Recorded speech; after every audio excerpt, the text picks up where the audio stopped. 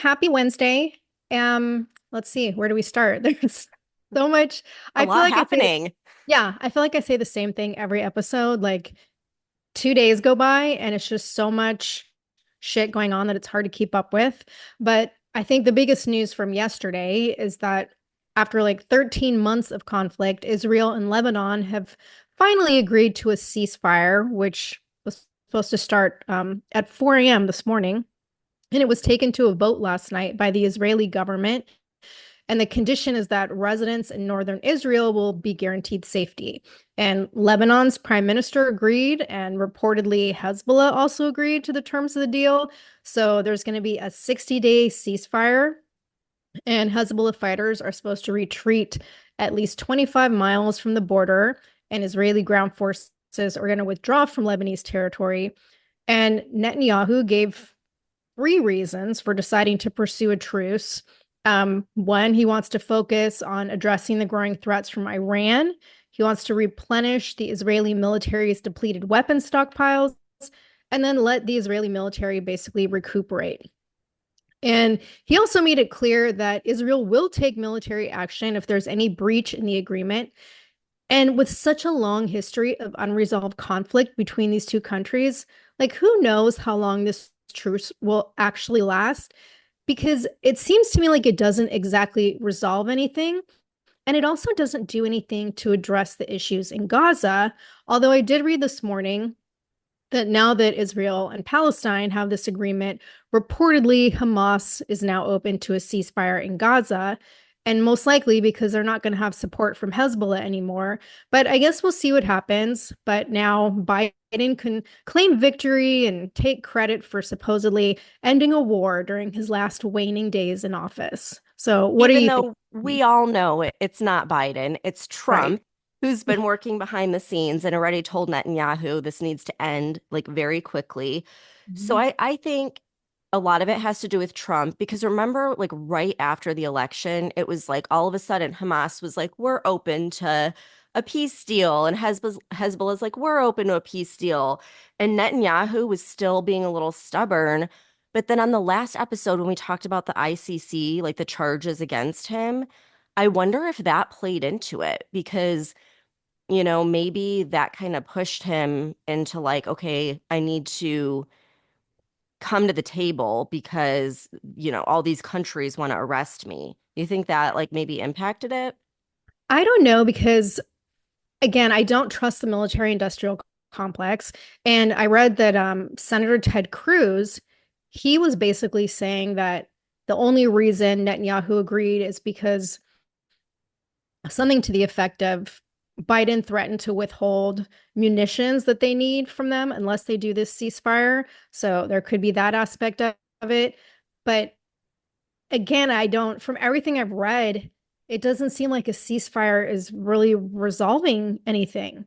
Yeah, it's like they're So, basically pausing things so that they could start killing each yeah, other in like a month anyways. Yeah. right after they're arrested.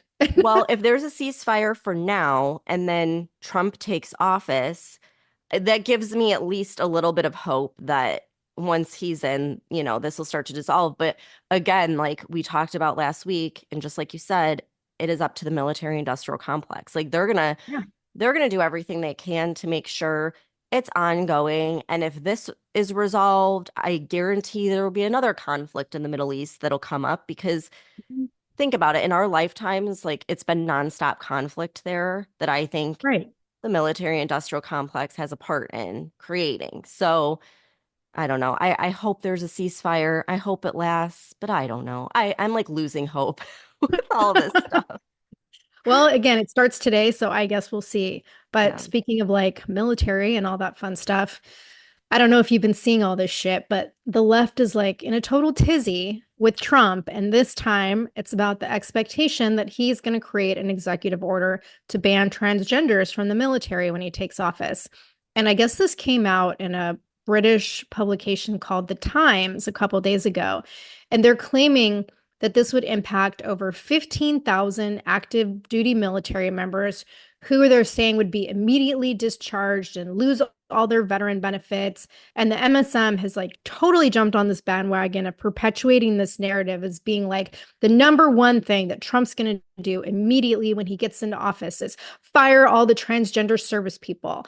Wait, And but I thought the number one thing he was going to do was ban abortions. I'm confused. Like, I feel like they're manifesting what they don't want to happen. It's so ridiculous. yeah, well, and fire everyone in government and basically burn the world down. Yeah. But Trump hasn't said anything about this yet. And his press secretary, Carolyn Levitt, she told reporters on Monday that no decisions have been made and that no policy should be deemed official unless it comes directly from Trump or his authorized spokespeople. And we didn't mention this on Monday because we were talking about so many other things, but it was the Transgender Day of Awareness. And so my guess is like this whole thing was fear mongering from the left because what a perfect narrative for the MSM to be pushing on Transgender Day of Awareness. But it is a possibility because I don't know if you remember this, but during Trump's first term in office, he did ban transgender people from being accepted into military service. I think it was in 2019. And he gave a statement at the time saying that it was like tremendous medical costs and a disruption to military readiness. But from what I understand, he did allow existing trans military members to stay. And then when Biden took office, he immediately reversed the order. And like over the last 4 years, our military has become woke as fuck with all the DEI shit going on. But I was like, 15,000 trans military members seems like a really fucking high number to me. And so, not to sound like an asshole, but Stephanie, my first thought was like, I wonder how many transgender people join the military just so they could get free gender affirming care. Well, yeah. And I feel like that's probably the promise that they're given because, like, we've seen the government just recruit and market to like the most extreme parts of the left. And I'm sure that that's part of their package. Like, oh, yeah, come to the military. We'll give you all the plastic surgery you want. And I also wonder, of those 15,000, like, how many of them are white women? Because like that's the statistics of like the people who want to transition. And it's just like, can we get our priorities straight? Like these, if you're more concerned about getting your tits done, then maybe you shouldn't be like fighting in the military. Like, I don't know. I just feel like it's such a disparity. So I think it's kind of like wild, but I do remember on that Sean Ryan podcast when Pete Hegseth was saying what we need to do is just stop marketing that way. And like he made that comment, like get the guy that did the Top Gun movie to make an ad. Like we need those types of people that, just want to go to war or like have that mental toughness to like be in the military and fight. And I don't think this is the crowd that's going to do that. I mean, that's just my opinion, but I feel like you need to be in there for the right reasons. You need to recruit these people for the right reasons and not based on identity politics, which is what's been happening the last 4 years.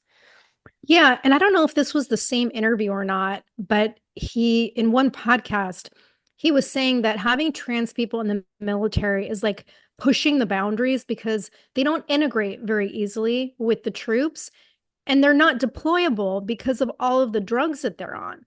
So what the fuck is the point of them being in the military? Right. Yeah, that's a good point and that's the thing too that a lot of people aren't talking about. The mainstream news sure as hell isn't talking about it. But this gender affirming care, these hormones, they don't just make you more feminine or more masculine. They mess with your kidneys, your whole system. You are on these medications your whole life. And from what I'm hearing, it could be anywhere from $400 a month to thousands of dollars a month. So are we footing the bill for that?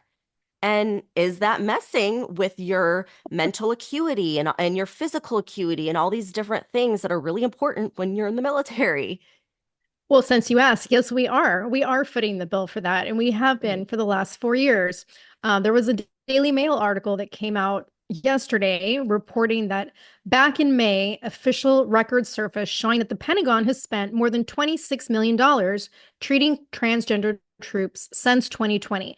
And I think this is completely insane, but apparently the US military is also the largest employer of transgender people in the United States. And since 2020, the number of US Army staff with gender dysphoria has doubled from 1,800 to 3,700. In the past 3 years, $17.5 million of our taxpayer money has been spent on psychotherapy for trans service people in the military. 1.5 million has been spent on hormone therapy. Oh my gosh, I can't speak. Hormone therapy, and 7.6 million has been used to fund gender affirming surgeries for military members. Okay, Stephanie, what does this mean, gender affirming surgeries? This includes, quote, facial tweaks, end quote, to make a recruit look more masculine or feminine, and either removing or adding breasts and genitalia. And Okay, wait, just wait. Never in my wildest dreams did I think that you would be telling me that the military and my taxpayer dollars are funding facial tweaks and adding or removing breasts and genitals. Like, just think about how fucking crazy the world has gotten in like the last 4 years, and like we're paying for this. Are you kidding yeah, me? no, it's insane. And according to DHA spokesperson Peter Graves, as of April of this year, 3,700 active military personnel were diagnosed and treated for gender dysphoria. And this included 1,240 Army soldiers, 1,046 Navy personnel, 1,024 Air Force members, and 278 Marines. Like, this is our military. This is a fucking problem. Yeah. I mean, think about that. They're basically paying for cosmetic surgery. Yeah. How ridiculous. It's like, first of all, that's the Doge needs to get on this. Vivek and Hmm. Elon, like, cut that cost. But, like, think about it. As a woman, if I were to say, hey, I need a boob job because I have body dysmorphia and I'm depressed by my physical appearance, and that would make me feel better. That would make me feel like I'm in my real, true body. Would they cover it? No, they wouldn't. They'd Mm-mm. be like, you're fucking out of your mind. That's cosmetic surgery. Go do that on your own. So, like, I just don't understand why this is covered. And, just think about it. A year ago, we were talking about removing breasts and like the top and bottom surgery. But now these gender affirming doctors have found all these other ways to make money, like you're saying, facial tweaks. They're adding cheekbones, they're adding all this stuff to the face. Why? Because they're making more money. And Mhm. our fucking government is like, okay, yeah, sounds great. You want higher cheekbones? Perfect. Come to the military Yeah. and the taxpayers will just cover it all for you. And here's the thing. I just want to point out too that when we talk about the transgender stuff, I think there's this misconception that we're like bigoted towards gay people. This has nothing to do with gay people. I'm fine with gay people. The only reason I bring that up is because someone on social media said something the other day to that effect because of a comment I made on this transgender stuff. This is totally different. And as a female, I think we have to speak up because in the case of the military, I don't agree with transgender women going in the same bathrooms, the same showers, the same barracks as women in the military. Like, you are putting them in a situation where stuff can happen and they're going to feel uncomfortable at the very least, but like you think about rape and stuff like that at the worst. And I just, that's where have to stand up and say, like, this has just gotten so out of control. And just like as a mom, especially, I can't tell you how many times I've been scared to death when I'm with my kids and a man walks into the women's restroom because even if it's like completely innocent and they're identifying as a woman, your mind immediately goes into panic mode, thinking like, is this person going to rape me? Are they going to kidnap my kids? Are they going to assault my kids? And it's just something that like guys, I don't think understand. And I don't know why more women aren't speaking up and like talking about this. I feel like it's wrong. I feel like it opens the door for like pedophiles to follow kids into bathrooms. And then in the military, it's opening the door for like all this unnecessary abuse, like rape to happen, where if they weren't sharing those spaces, the women would feel more safe. And that's just, I don't know. That's just my opinion. No, I agree with you 100%. And I've said this multiple times on the podcast. I don't even have a problem with transgender people whatsoever. In my law enforcement career, I spent several years working prostitution detail where I dealt specifically with transgender prostitutes. Never had an issue with it. My problem is shit like this when we're catering to a population, paying for these ridiculous surgeries when we have a military that can't fucking recruit people to join anyway because it's so fucking woke. And our government is paying for stuff that our private insurance companies won't even pay for people that want these voluntary surgeries. And it's just gotten so completely out of control. And I'm sorry, but women and men are biologically different. And a transgender surgery is one thing. Gender affirming care, especially for minors, is fucking insane. And we have just set the precedent to, like, we've gone down a road that is so fucking dark with what we've been doing or what our country has been allowing to happen with not just kids, but even young adults who don't fucking know their bodies at even 18 or 20, what you're going to want when you're 30. And so the whole thing to me that we're promoting this kind of shit is disgusting and wrong. Well, yeah, and I feel like they're recruiting the most vulnerable people in Yeah. our community because, there's so many studies showing a lot of these people have autism and all sorts of things.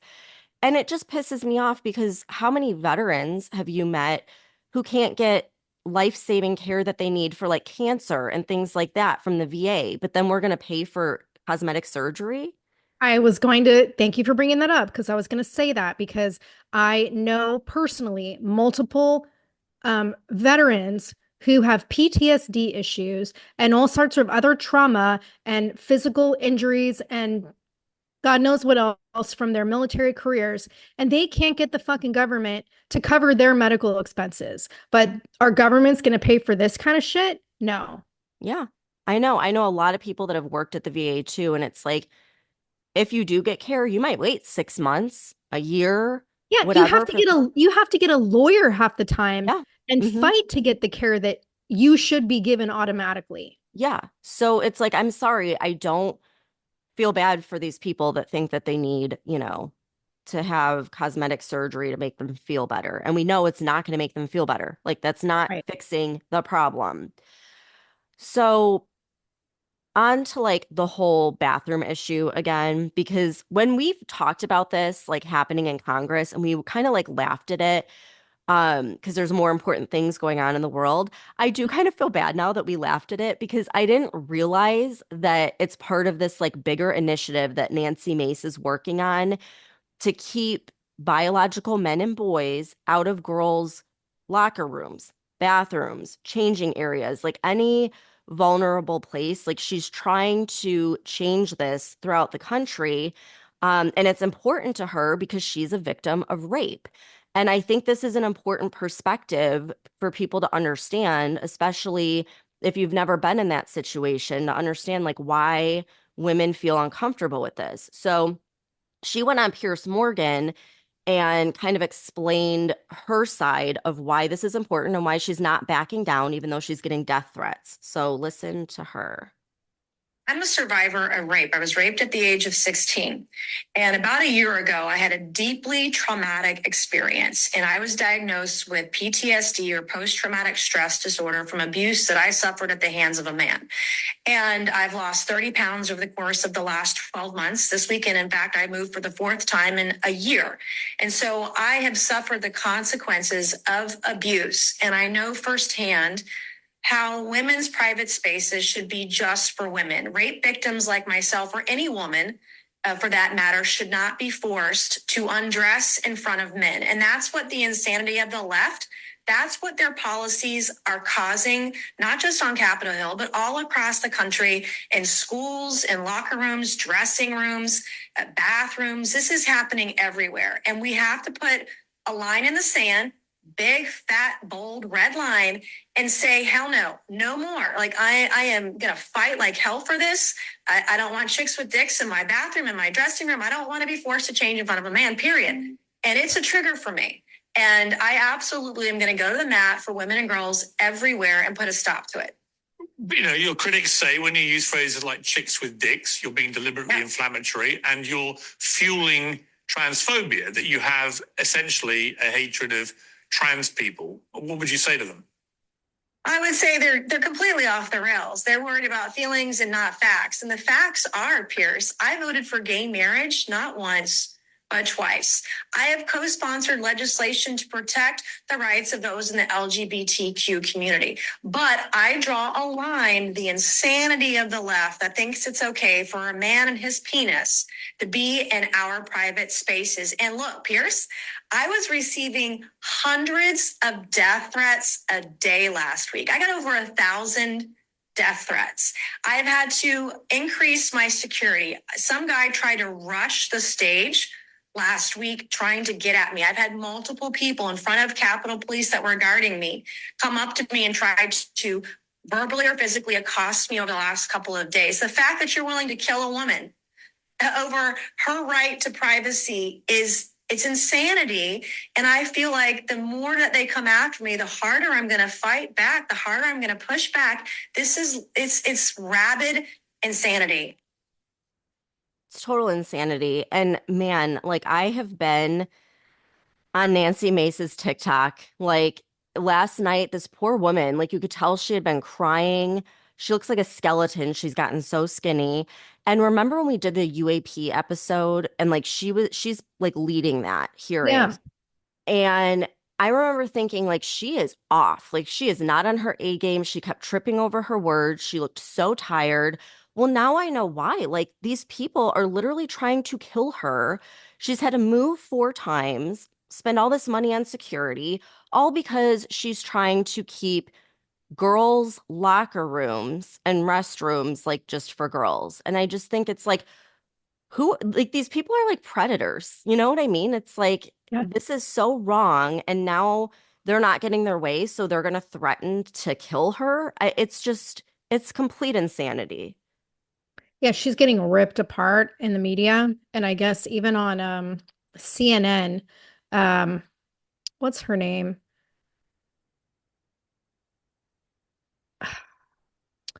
I don't remember her name. Oh my God, I'm stalling for words. I don't know. A conservative analyst on CNN was saying, like, Nancy Mace has gone totally deranged and she used to be very pro trans rights and that this is just a complete turnaround. And, the Capitol in Congress, everyone has their own bathrooms in their office. So, for her to be pushing this is absolutely ridiculous. But listening to that clip you just played, and when you do think of the perspective of the bigger issue, like, I don't really think this has anything to do with a bathroom in Congress. It's the overall picture of allowing men dressed as women, pretending to be women, going into women's restrooms and locker rooms. Yeah, it's like Congress is protected. They get their own bathroom. These news anchors, I guarantee they get their own bathroom. But it's like I think about, my kid who's in high school and you do have to go in the locker room and change. Do I want a boy in there? You know how many boys are going to be like, "Oh, I identify as a girl." You Yeah. know what I mean? Like, and we We've know already it's seen happening. that. Yeah, I Yeah, was gonna say we've seen that at schools already. It's exactly. And I've seen twisted. it at the mall. Like I'm there with my 4-year-old in the bathroom and you hear a man with a deep voice come in that's like fucking 6'3". Like, no, no, no, no. I'm not okay with that. Like, this has just gotten so ridiculous. But now, if you say that, people are giving you death threats. Like, it's just so wrong. Yeah, it's all pretty crazy. And I want to point out something else crazy. I'm going to switch gears here, but kind of in the same line of thought. So, the money that we are spending on transgender shit that is not even happening in our own country is insane. Okay. So, federal records were just released showing that between March of 2021 and February of this year, the Department of Health and Human Services paid almost $390,000 to a team of academics at Drexel University so that they could interview 30 transgender men in Delhi and Mumbai in India. And the study also funded distributing online surveys to 300 other transgender men living in these cities. So, why? Why were we doing this?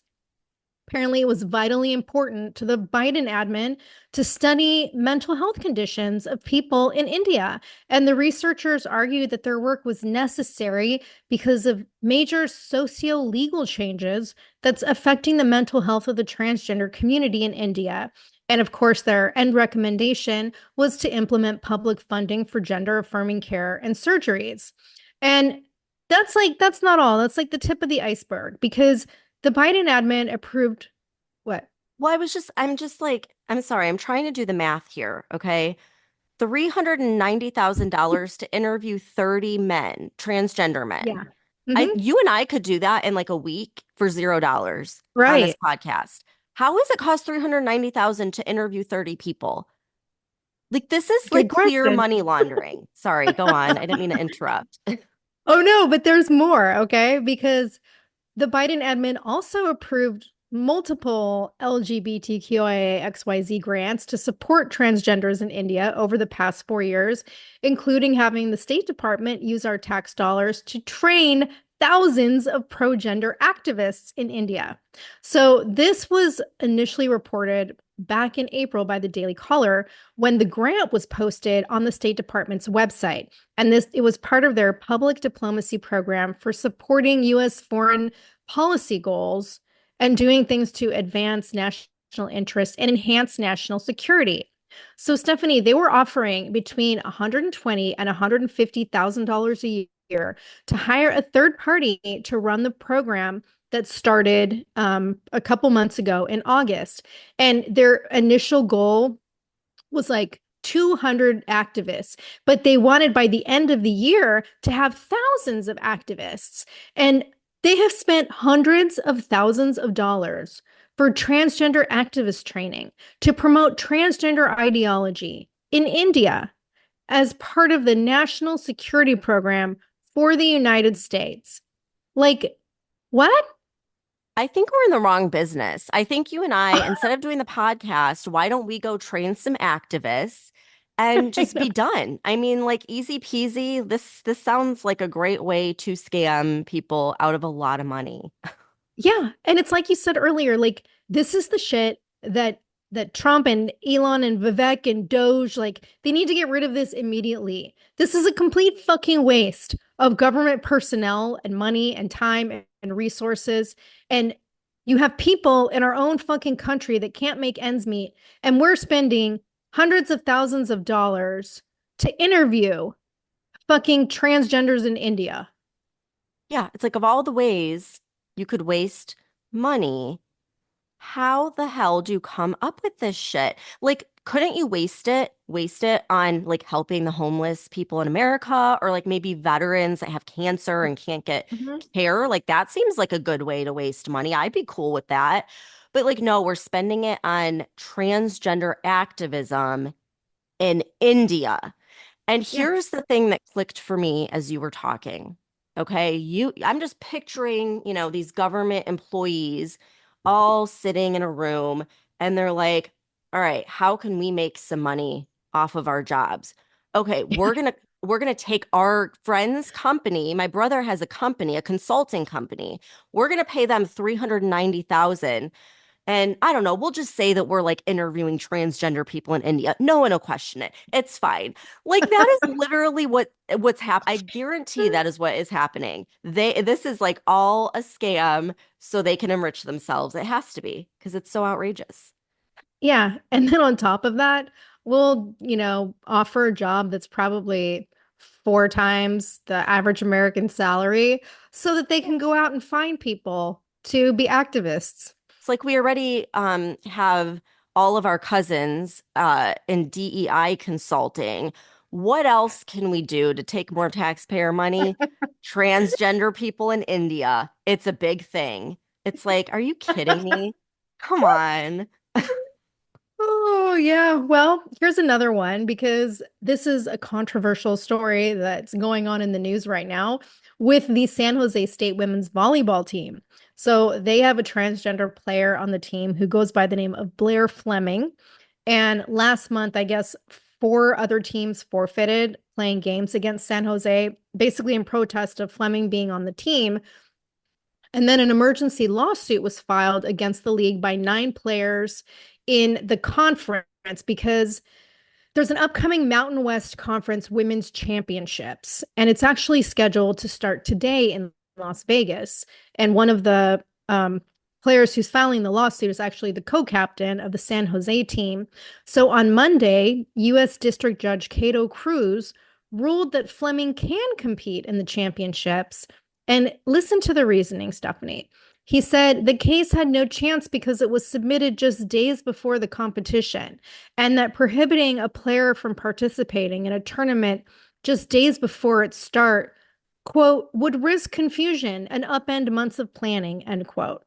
And he also said, well, Fleming's been on the team's roster for the past 2 years and has played throughout the season anyway, so we're not going to do anything about it. And then his decision was upheld by the federal appeals court yesterday. Wow.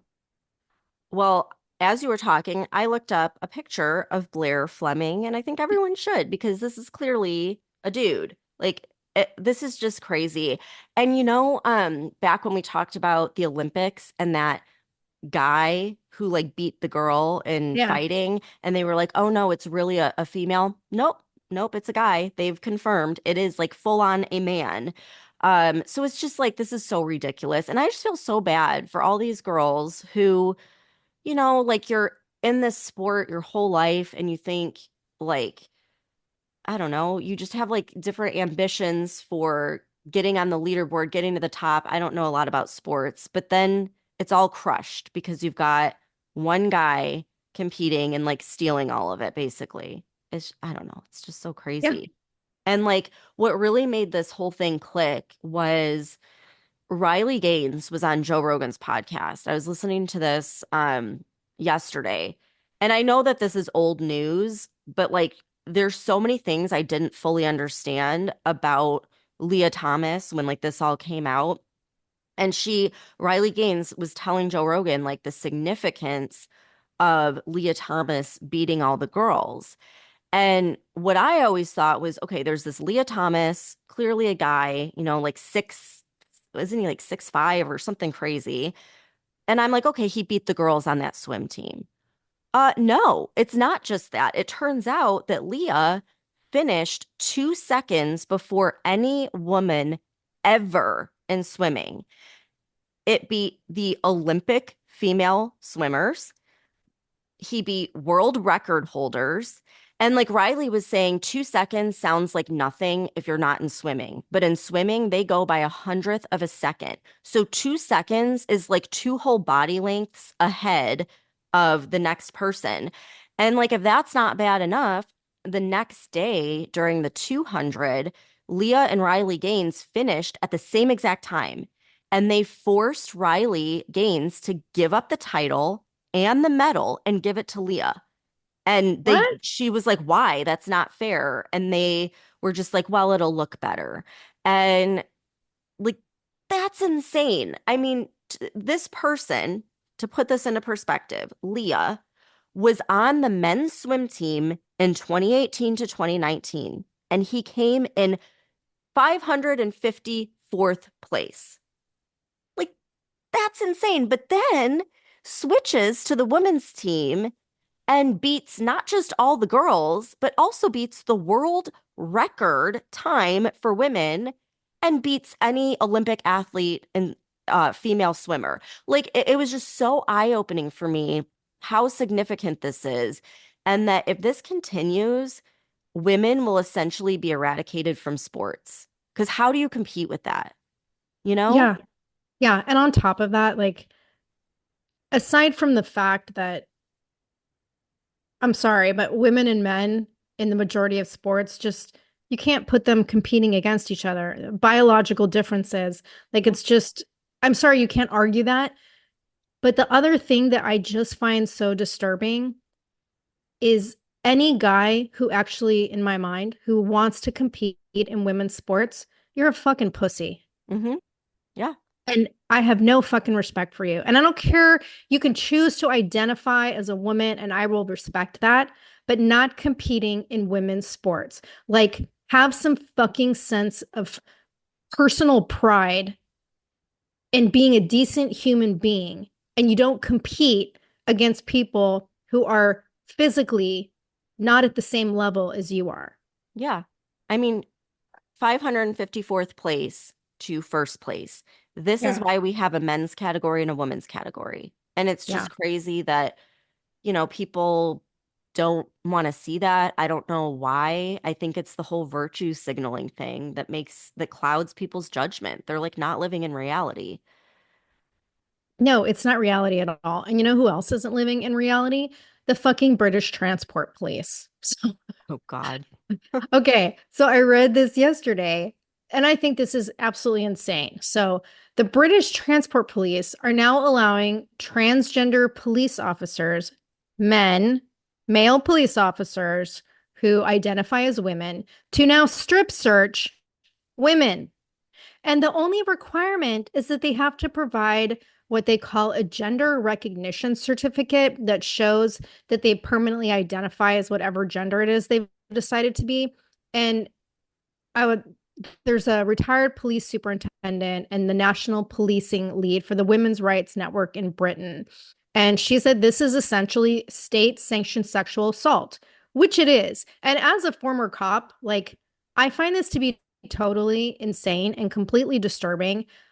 I would never in my right mind want to fucking strip search a man.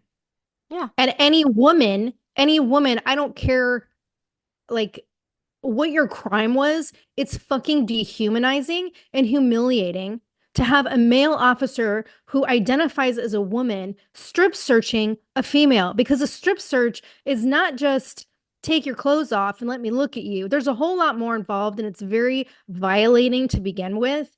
And to have the fucking country and the police department be supporting this, it's just sick to me. It is sick. It's just absolutely insane. And I think it's hilarious that the people on the left, all they've done is complain about women's rights, women's reproductive rights. Well, then they turn around and they let women basically get assaulted. They're letting men in women's spaces. They're allowing boys to take athletic opportunities away from girls. You don't give a shit about women. Like, Yeah. that's where you lose all credibility. And I'm not even going to listen to anything you have to say about women's rights. And like the UK, I'm sorry, but they've gone completely insane. Like, they're not even allowing free speech or really any speech that is considered, offensive. If anyone's offended, like, you can get arrested by what you say. So like, I'm not surprised they're going off the deep end with this. But I guess what does surprise me is like it was the UK that banned puberty blockers in children, right? Like that's at least that's more than what the US is doing. Yeah, but let me tell you something else they're doing that's going a step further than what we're doing in the United States. Because the whole argument we're like, we can't define what a woman is here, Yeah. in America. Well, the UK, there's actually a fucking court battle going on right now. And it's taking place in the highest court in the UK.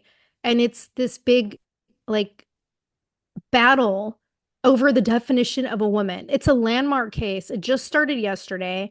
And the verdict is going to determine whether trans women should be considered female under the country's 2010 Equity Act. And you know how I mentioned earlier the gender recognition certificates? Well, Hmm. I guess these are part of the Gender Recognition Act of 2004.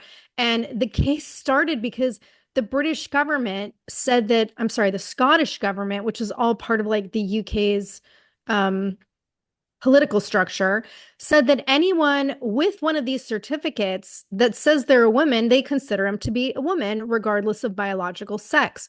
So they are literally arguing right now in the country's highest court about whether gender is defined by biological sex that a person's born with, or if it can just be the chosen gender that you write on a certificate. Like, it's fucking absurd. See, this is the shit that turned all of these young people to the conservative side. Yeah. Because people are sick of this shit. Like, this is why Trump won, is shit like this. They take everything to the extreme, and it's so absurd that how can anyone back that? I mean, it's just gotten so insane, and there's no logic or common sense applied anymore. And I mean, I can't. It's wild. Um, in the United States, though, there was really big news that came out yesterday that gives me a little bit of hope because a judge upheld a law that was passed in 2023, which prohibits puberty blockers, cross-sex hormones, and surgery in minors that are under the age of 18 to treat gender dysphoria. So this was in Missouri, and then they tried to fight it. Well, the judge is upholding it. And so Missouri, I think, is the first state to put this in place, and I hope other states follow because in my opinion, this is child abuse. Like we always say, if you're 18 or older, you do whatever you want to your body. I don't give a shit. Like you do you. But to put a kid on these medications that are going to destroy their liver and their kidneys and cause cancer and all kinds of other shit is child abuse. Yeah. What these kids need is therapy, like a really good fucking Yeah. Or therapist, maybe not just someone drugs. to hug them and tell them, like, there's nothing wrong with you. You don't have Yeah. to change your identity and your body and your sex and everything about you. You are perfect just the way you are. How about that? You know? Sorry, Cheers. I get so No, like, I'm just like, this is crazy. I know. I love it. I mean, it's a horrible topic, but it always makes me But let's laugh keep and get talking me about it. riled up. Well, I actually want to talk about something else that I find amusing because this is so dark. So, on a lighter note, you know how we were talking on Monday about where the fuck is Kamala? Like, she's just been Mhm. on vacation. Well, I guess she's back and she's resurfaced from Hawaii so that she can go on yet another vacation to spend Thanksgiving with her family. But she did a video yesterday that went viral. And she gives this like short word salad speech reminding people not to let anyone take away their power. And I don't know if you've seen it, Stephanie, but I don't think the vacation really did much for her because the nicest way that I can say it is to say that she looks haggard, disheveled, unkempt, and very much intoxicated. And all the comments are people questioning if she's drunk. So I want to play this clip and you tell me what you think. I just have to remind you, don't you ever let anybody take your power from you. You have the same power that you did before November 5th. And you have the same purpose that you did. And you have the same ability to engage and inspire. So don't ever let anybody or any circumstance take your power from you. This is the drunk aunt. The drunk aunt is back. You know, your drunk aunt has had that same exact conversation with you at midnight after everyone else has left the party and she's too smashed to drive. Yes. Yes, yes. And this is not like the happy, fun drunk aunt. This is like the depressed, Yeah. like Like dark place. she's divorced, she hates her life, she just lost her job, she's living on your mom's couch. That aunt. Yeah. Yeah, I mean, exactly. in her defense, I would probably be drunk too if I managed to spend $1.5 billion in just 15 weeks, but then somehow still end up in debt of $20 million. And I know we talked about this the other day, but this is so much more serious than I realized. Like people on the left, both internally in the campaign and externally, are asking a lot of questions about where the money went. How is it physically possible to spend 1.5 billion in 15 weeks and still be in debt? What's going on? They've got a lot of questions. And it turns out as much as 15 million was spent on event production, 4 million on private jets, 1 million to Oprah Winfrey's company. I think you went over these numbers last time, but it's just like staggering. I And guess I guess they also, and I didn't write down the exact amount, but they spent millions just building the set for that podcast she podcast, went on. Yeah. yeah. And that podcast, guess how many views it got? How 1 many? million. 1 million. Like it was supposed to be the biggest, everyone's gonna, a million people, which is like nothing when you look at all of the podcasts Trump did. I mean, it's insane.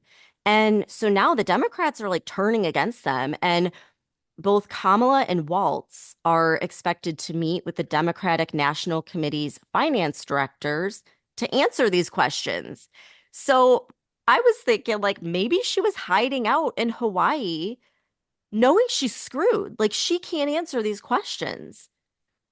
Well, yeah, like you said, I've seen so many stories starting to surface about how the money was just so mismanaged. Like billions of dollars were completely mismanaged. And even Democrat mega donor John Morgan told News Nation's Chris Cuomo on Monday that Kamala can't be trusted with the money.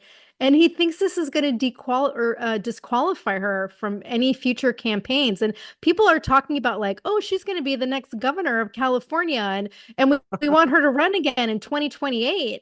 And it sounds like no one's going to be giving her money to do those things. Yeah, I actually have a clip of this because it's so funny because he's saying like her career is over. I mean, over. So yeah, listen to this. Do you think somebody stole the money? Well, maybe legally. All of a sudden, everybody's got the keys to the candy store. Ad buyers, talent, consultants. There's 100 days to do it. And the money started pouring in, pouring in. Remember this, Chris. It wasn't pouring in for Harris. It was pouring in against Trump. And a lot of people got rich on the back of donors trying to stop Trump. And I think this disqualifies her forever, forever. If you can't run a campaign, you can't run America. And that would be the argument just day one. I was at the White House for a dinner Friday night, talking to a lot of people. And I'm telling you, man, there's a lot of whispering. There's a lot of names about who got paid this and who got paid that.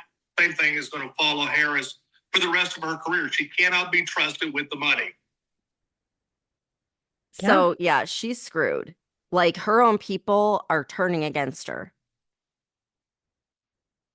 Oh, Tara, I think you froze. All right. I'm just going to keep going because Tara froze. Um, but now it's coming out that her campaign staffers are posting GoFundMe's because apparently they're not getting paid. And I guess like the campaign is now going back to donors and asking for more money to cover all of this debt. It's crazy. Like they gave you $1.5 billion, you lost big time, and now you're going to go ask for more money. Remember how we were speculating like she's got to be paying off the MSM to basically not ask her any hard questions during interviews? Well, apparently it's true because it looks like she paid off Reverend Al Sharpton, and MSNBC is pretending that they were completely unaware and they're totally shocked that he received $500,000 from Kamala's campaign, and it was just a couple of weeks before he interviewed her. So don't tell me that that wasn't a payoff. Who didn't she pay off? Like we know the Oprah interview was paid for. The call her daddy or whatever was paid for. Every single celebrity endorsement. I mean, and we're talking tens of millions of dollars, like Beyonce, it was $10 million for 3 minutes. It's insane. They like literally had to completely make up this false narrative that people actually like her. I wonder if there's anyone who wasn't paid to endorse her. If so, that's not come out. Yeah, well, I'm sure more will come out, but let's end this on a positive note today because I don't know if you saw this, but yesterday an appeals court granted the request by special counsel Jack Smith to drop the classified documents case against Trump. So I'm very happy about that because I thought that was a total bullshit case to begin with.